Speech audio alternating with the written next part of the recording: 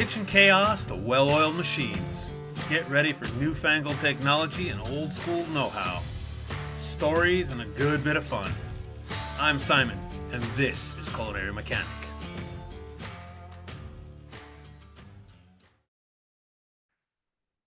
With me today is Chef Andre Natera. Andre, welcome, man. Thank you for having me on. It's an honor. Awesome. We're rolling along here over at Culinary Mechanic, having a good old time. And as I told you just before we started recording, you've been on my radar for a little while, and I thought that I think that you and I are in a kind of similar space in that we're trying to make sure that chefs and cooks are kind of doing things the right way and helping to educate folks about kind of a certain way of doing things. So I definitely appreciate what you have done. I mean, do you have like 6 books now? Is that what it is? Yeah, I have 6 published Nice. in 3 different languages. So all the books are published in English, Spanish, and Italian. I love it. I love Yeah. it. Awesome. Let's just get rolling here. How did you get into this? Like the game of the industry? How did all that begin?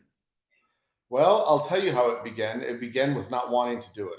I didn't want to be a chef. This is the true story. Is when I was young, I was a little bit of a knucklehead and I was getting into trouble.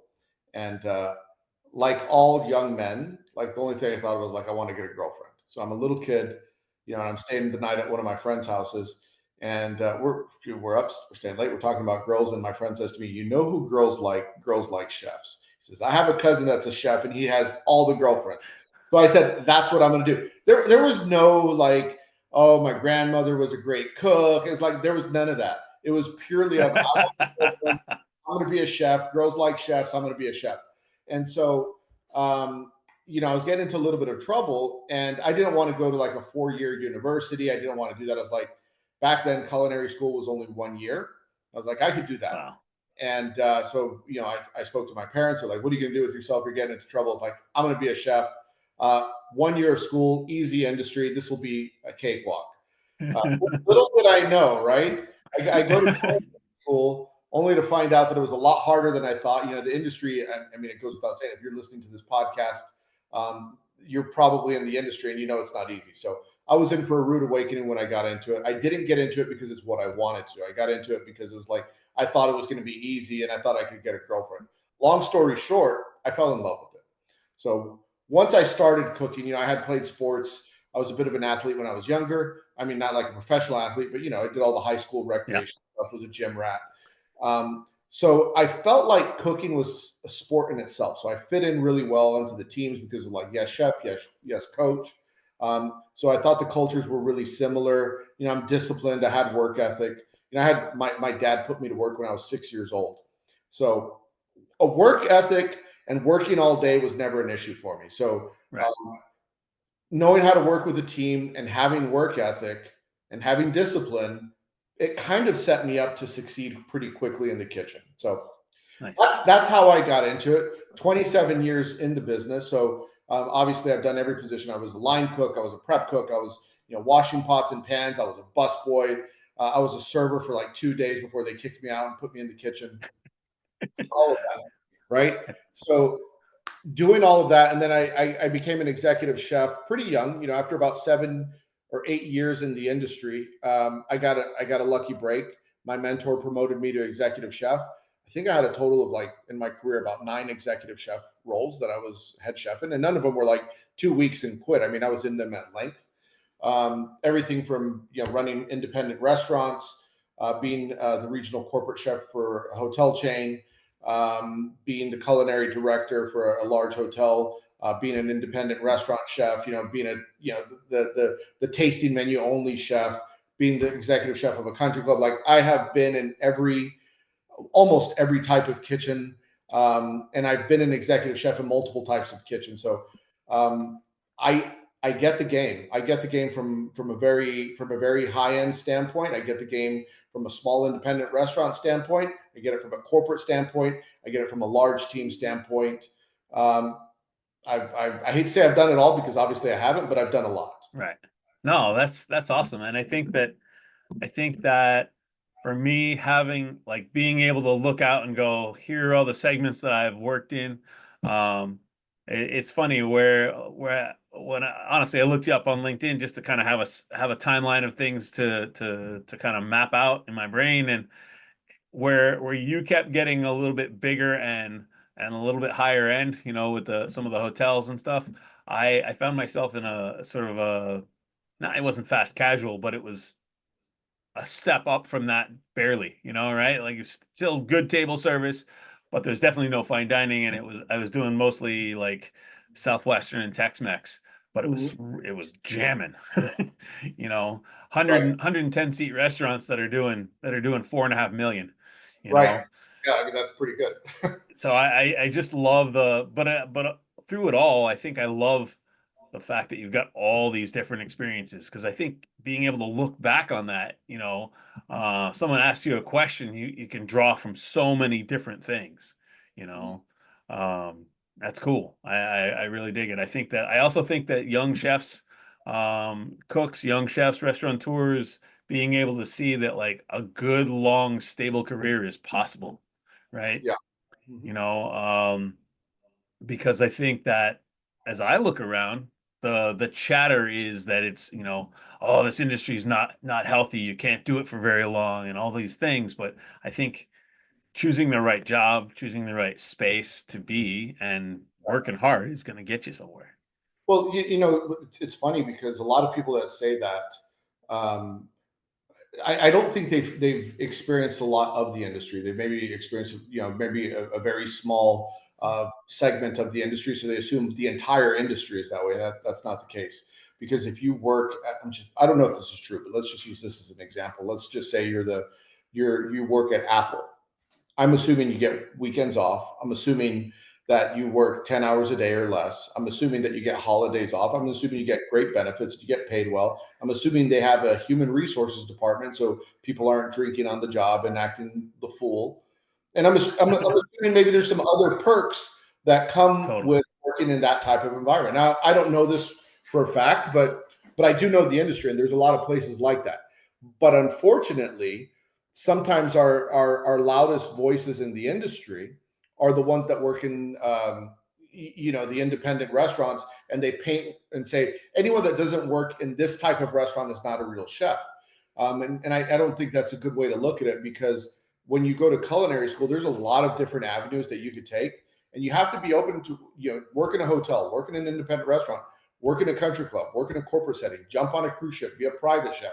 Figure out what's best for you, because it's Yeah. not a one size fits all. And each one of those different types of culinary environments has a different culture. They have their pros and their cons. Um, a pro of working in an independent restaurant is it's fun. It's kind of a little bit wild. You get to really be creative with the food. The buck stops with the chef, right? And it's a really Yep. great environment. But those places close really quick. Sometimes they don't offer benefits.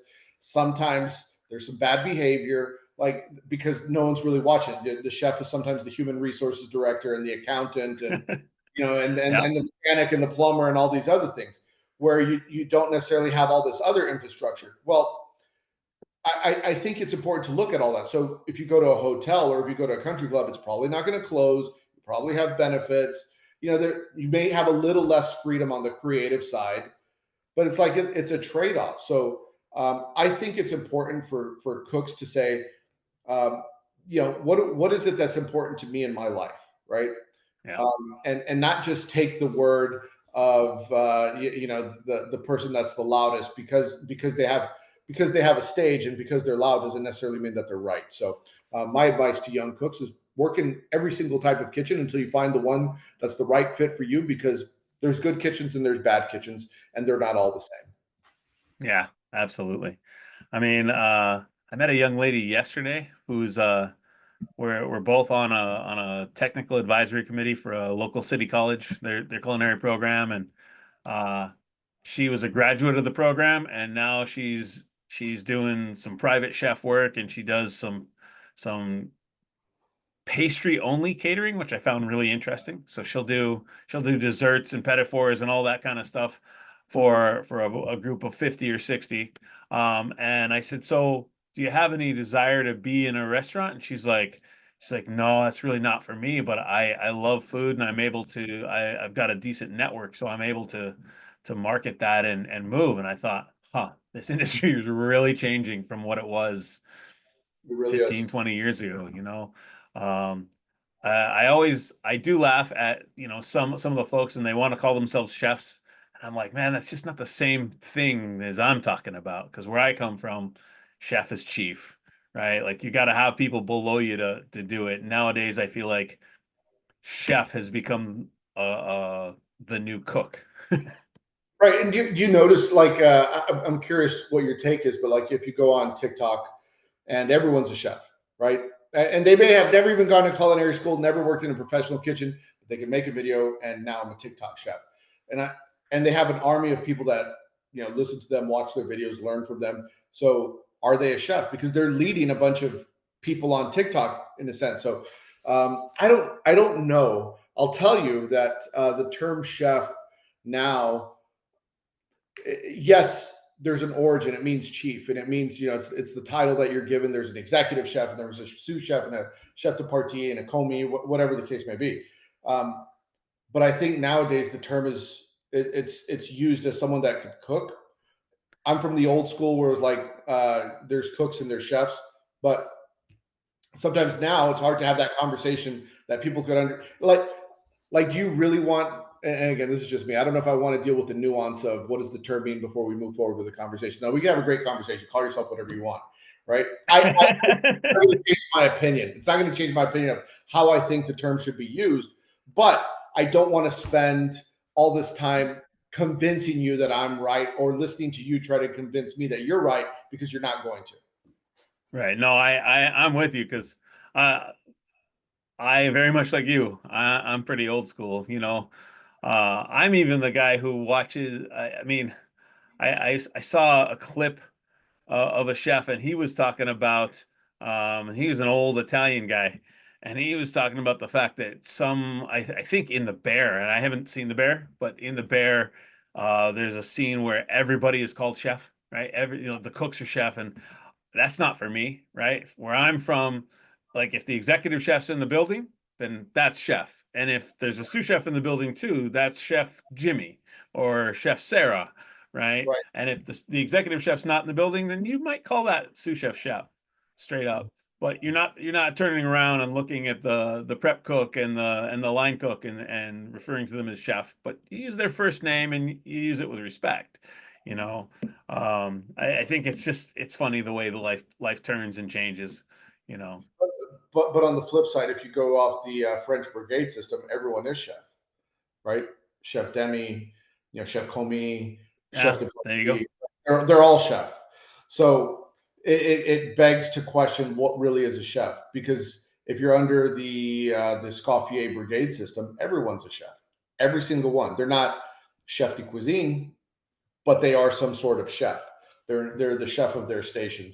If you've worked in hotels before, you would know that there's another position that has nothing to do with the kitchen. It's the chef concierge. It's the person who Yeah, gives directions on, go to this restaurant. totally. So again, the term is used really loosely these days. Where I know the chef that you're talking about. I want to say his name's Massimo. Um, and Copper. Yep. I saw the video as well, and I see his point, because I've been in those kitchens where I'm not the chef, and the chef comes in and someone calls me chef, and they slam their fist on the table and say, "I'm the chef, damn it! He's the sous chef." Right? I've been in that position, but I've also been in the kitchen where it's very everyone is chef. It's we chef. This is chef so and so. Everyone just says chef because it keeps it easy to remember. Right. So I can't sit here and argue one way or the other. I think it's whatever works for your kitchen is the best answer. I don't know about you, but I did not get into the restaurant business to spend all my time in a cramped little office. I love being in the kitchen, out on the floor. And if you're nodding your head right now, I want to introduce you to an amazing company called Starfish. Look, I've gotten to know their CEO, Jordan, recently, and what they're building really impresses me. They're using AI to read your P&L and they're going to email you actionable insights every week so you can lower your costs and increase revenue.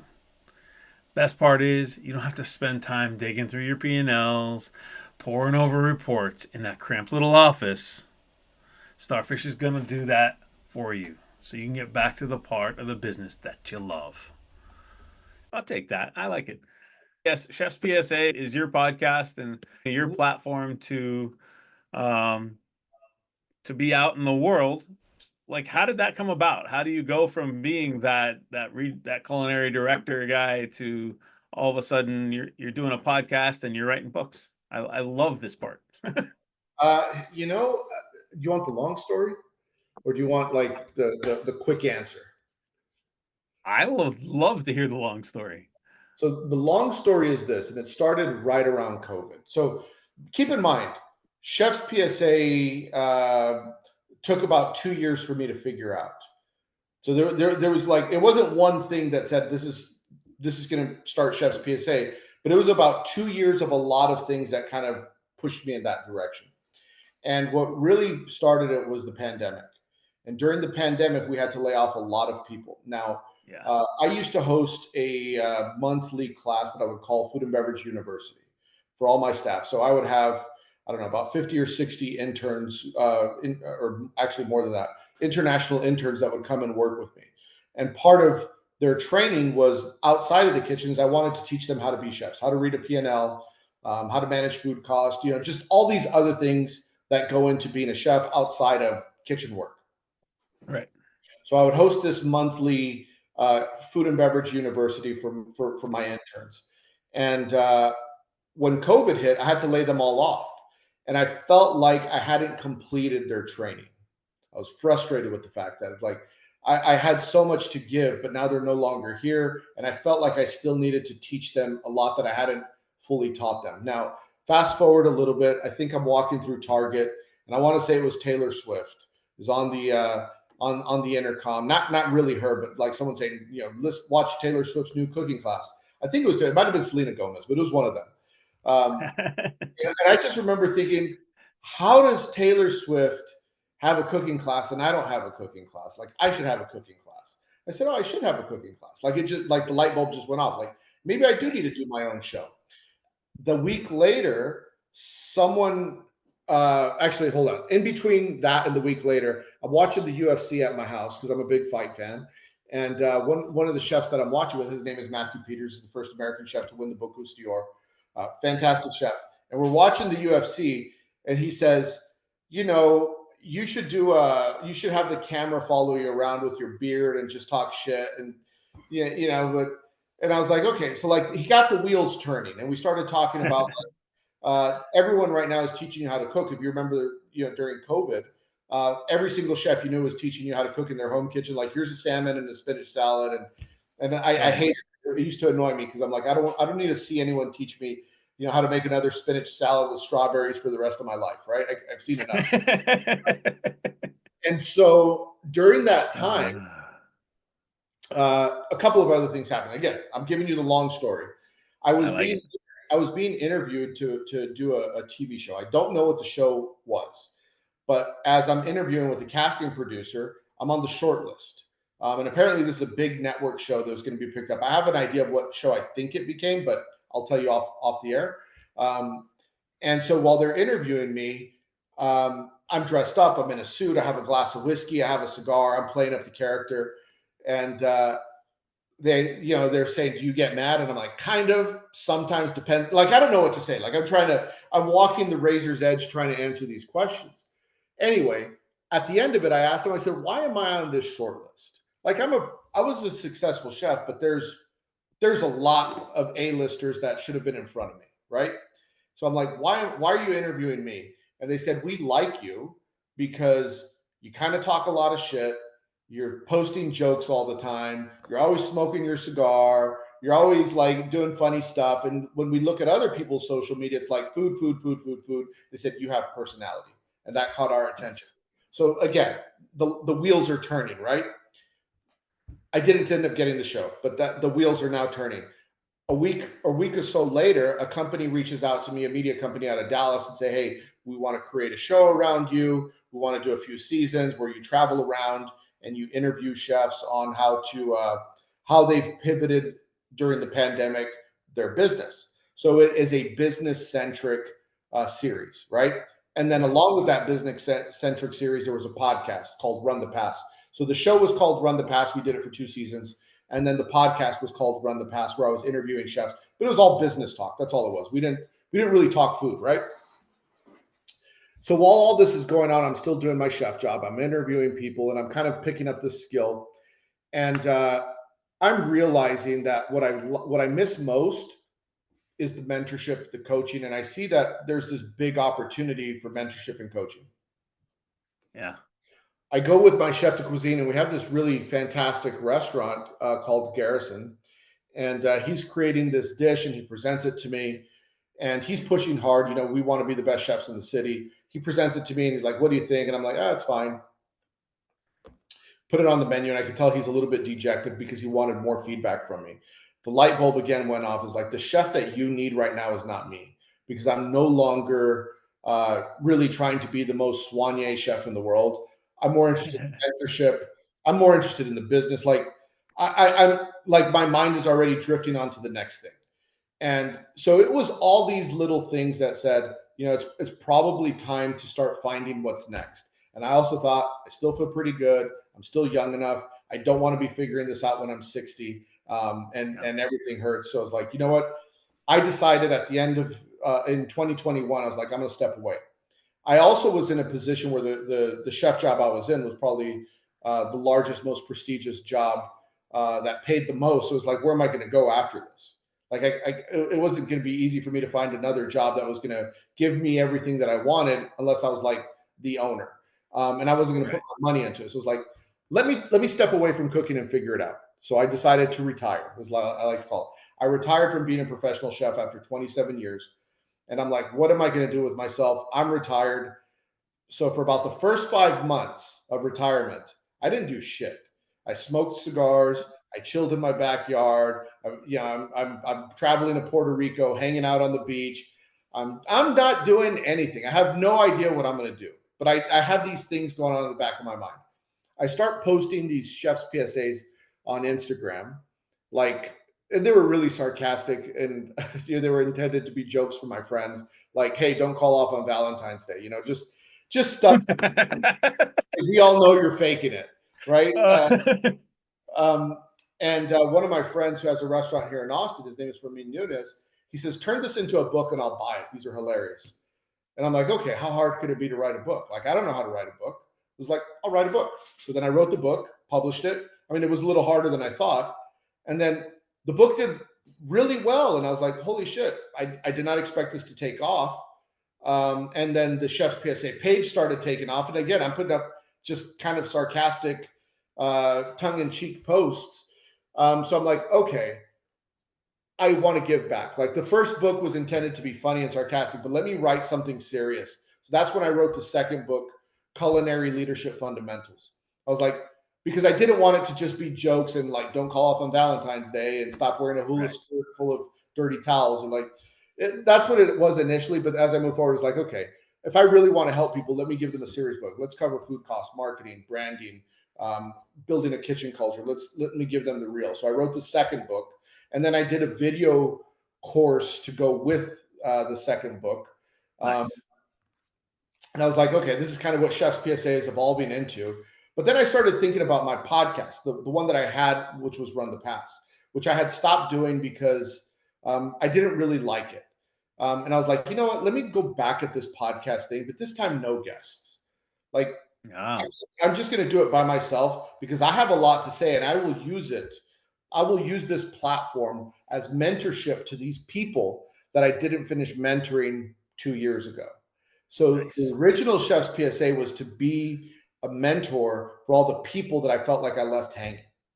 And I was like, let them in. Let me teach them the things that I wanted to teach them and start this podcast. So after about 100 episodes, then I started to move to the guest model, which now I'm in a guest model. And the reason I did that is like, okay, after 100 episodes, you kind of start running out of things to talk about, right? What am I going to say now?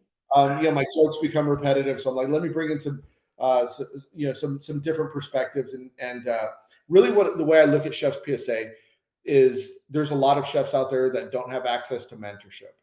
And so the way I look at this is if you don't have a mentor, I will give you those conversations that you may be lacking. All the books Right. are designed to be the mentorship that you may not have. The guests that I bring on the podcast are really good chefs, whether they're Michelin starred chefs or James Beard Award winners or whatever the case may be. I bring them on because I want the audience to listen. This is how chefs at this level think. This is what we Right. talk about. This is how we strategize. Because if I could give you the tools to shortcut your success, so you can get there faster and not make so many mistakes, because now access to mentorship is there with podcasts, with books, with video, with YouTube. It's like, let me Absolutely. make this a little bit more accessible, because I recognize that while Gordon Ramsay's out there teaching you how to cook, or Jamie Oliver, whoever, like, no one's teaching you how to be a chef. Like, everyone's teaching you how to cook. Every person on TikTok is going to be more than happy to show you how to make a sandwich with ASMR crunch and gooey cheese rolls. And it's like, there's enough there's enough corny people doing that. Let me teach you how to be a chef. So I said that's my lane, and I'm gonna stick with it. I love it. I'm glad we went with the long story. I really am. I think that is a fucking great sort of progression, Yeah, right? thank you. It's super valuable, man. Right. Um, Like it's I said, interesting. it wasn't really quick. It was like 2 years of figuring it out. Yeah. Well, I mean, I think that's the key, right? Like Yeah. anymore, we are sort of programmed to have things come immediately. I don't think that the best things come immediately. I just don't. You know, And now the I've been joke is overnight success. There's no yeah, such thing, man. no such thing. Right? Overnight success usually happens after several years of hard work, right? Yeah. Yeah. And I mean, so I think of a couple examples, but one of them is like if you look at a lot of the pop, not the boy bands, but you look at popular music, a lot of those bands that like Green Day, where all the little girls are screaming and they're 16 years old back in the day, it's like those guys are 35 years old, man. You yeah, know, I have some friends that were in a band from Southern California called Sugar Cult, and I was like, "You are 36 years old playing a 16-year-old." They're like, "Yeah, isn't it cool?" I'm like, "Oh, sure." Right. yeah, But they ground out for years, close to 10 years before they hit. And all yeah. of a sudden they're like the teeny bopper bands. Like, okay, right, overnight success. Got it. Right. And so with Chef's PSA, what it's become now is it's become a media company, right? With a few YouTube channels, every social media Nice. channel, merchandise, books, audio books. I mean, with consulting, with public speaking, with guest chef appearances and dinners. I mean, now it's something that I hate to say it's kind of grown out of control. Like, it's too big. But no, it's been a good journey, and I'm glad, and I'm very thankful that what started as a kind of as a joke on Instagram turned into a book, turned into a podcast, turned into a media company, right? That's Um, awesome. I mean, and the you're gonna clone yourself next? and the most important thing about it all is I'm helping cooks, and like that's what, like, at the end of the day, I'm helping people where they lacked mentorship, where they needed a voice of reason to talk to them. That's it. Am I going to clone myself? Yes. As a matter of fact, I don't know when this is going to work, but today I am building my AI clone. I'm building it today. Nice. So yeah, Nice. The whole network LM thing, right? yeah, Um, well, gosh, what a great trend, like just a great narrative of what it is to go from I want to get a girlfriend yeah. to By the way, I that's got fun. 10. For people, I got 10 girlfriends. No, I'm just kidding. Yeah. I'm kidding. Um, I think the best part about that story is the idea of he's a chef, he's cool, he's got a girlfriend. Oh, like, Yeah, yeah. okay, yes. Without the Because I will motivation. tell you, I when I got going in the industry, and I first worked for kitchen managers before I ever worked for chefs, Yeah. and then I got going. I don't know if I ever thought the chef was cool, right? But it's okay. Um, Gosh, I would say that my next question is something that I've been obsessing about lately, and it is just this simple idea of what's a win in your day? You know what a win is now, because I'm a person of routine and structure. So my days all start to look very similar. I wake up, I do this next, I do this next. I have a list, boom, boom, boom. Let's knock out the list. Let's post. Let's write. Let's respond to some emails. Let's answer some questions. Let's upload a video. Let's make a reel. It's pretty mundane, right? I think what I could say as a win is when something new happens, when Nice. something new out of the ordinary happens in a good way, right? Not in a bad way. That's not a win, but maybe you could flip it into a positive and say, it's a learning opportunity. But when I do something new, when I add a new tool to the toolbox, when I have a unique experience, when it's something outside of what I normally do that offers growth in the business or a creative opportunity, that's a win, right? That's a When- great answer, man. I love it. I love it. Thank you. Well, Andre, Chef Andre, thank you so much for joining us in the sandbox today, man. I can't tell you how much I appreciate it. It's great to see that there are chefs out there doing fun things, cool things, giving back to the industry. I can't help but wonder if at some point there can be some form of co thing that is Chef's PSA and Culinary Mechanic, because I think that, like I said earlier, I think we're on a similar path, and I really respect and dig what you're doing. So, in the to all you out there, in the show notes, you will find links to Andre's multiple ventures, and please go to wherever you find your podcasts or YouTube. Drop us a like, a follow, even a 5-star review would be amazing. And to all Any you out there, thank you so much. less than a 5-star review should not be, should put it on competitors podcast. Amen. Amen. So, Andre, thank you so much. To the You're world welcome. out there, thank you. Catch you next time.